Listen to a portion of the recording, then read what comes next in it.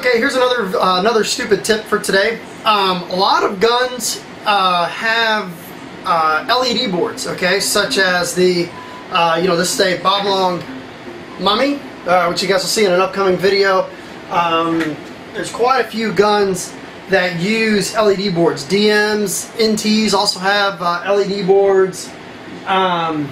There's quite a few of them, but anyway, okay. A lot of people will forget to bring their manual to the field. Well, I'm going to show you something that I call the mini manual that will really help you keep this in your gun at all time. Basically what you do is go through your gun, and on your manual it'll tell you what all the LED colors are. So it'll tell you, let's say blue is dwell, and red is rate of fire, and white is fire mode, yada yada. Okay, what you do is you go onto your computer, put it down, go to Microsoft Word, go down into like 6 font or 6 size, and you can type a mini manual of what your preferred settings are. Most people are only going to run 2 settings. They're going to run, unlimited semi-auto, uncapped semi-auto, and also they'll run a capped, like a PSP mode. Okay, so that way they've got their PSP mode when they're scrimmaging, then they've got their uncapped semi-auto when they're not. But anyway, what this will allow you to do is you print it out in very small font what your settings, what you want your settings to be. So let's just go ahead and let's just say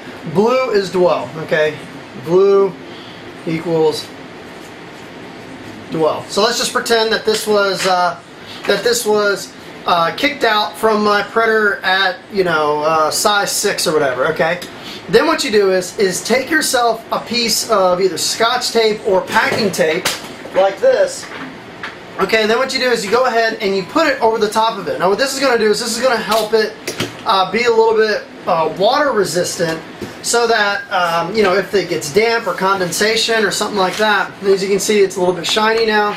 Now what we're going to do is we're going to cut it out.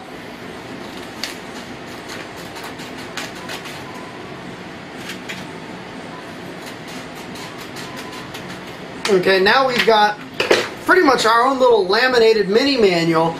And then now what we do is we fold this up a couple times, like that. Obviously, at your house this is going to look a lot more neat. And then what we do is we open up the grip frame and we just stick this inside of the grip frame. Okay, so now when we're at the field, this is hidden inside the grip frame on top of the battery. And now when we're at the field and we have any questions as to how do we change our rate of fire, how do we change our dwell, how do we up our first shot drop off, how do we change the mode, how do we change it from semi to 3-shot, or from 3-shot to full auto, whatever you want it to do, you've always got the manual inside of your grip frame.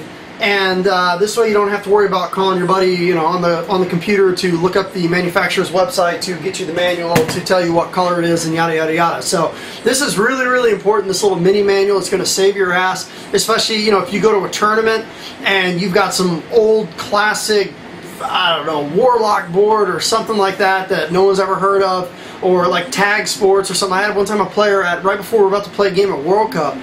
He left it on full auto, and he had a Tag Sports 9.0 board in his shocker, and he's like, anybody know how to change the modes on a Tag 9.0? And we're like, what?